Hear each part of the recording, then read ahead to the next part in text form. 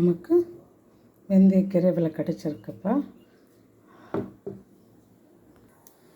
ಇದು మన చింతపండు లేకుండా మెంతాకు పప్పు, మామిడికాయ,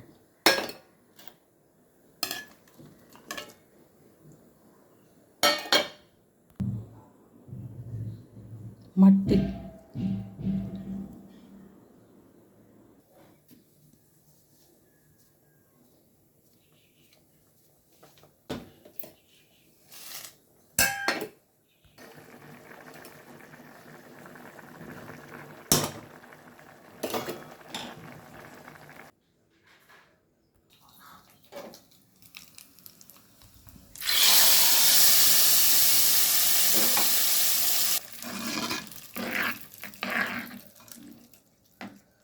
சூப்பரான நம்மளுக்கு வெந்தயக்கீரை மாங்காய் போட்டு செஞ்சுருக்கேன்ப்பா. புளி இல்லாமல்.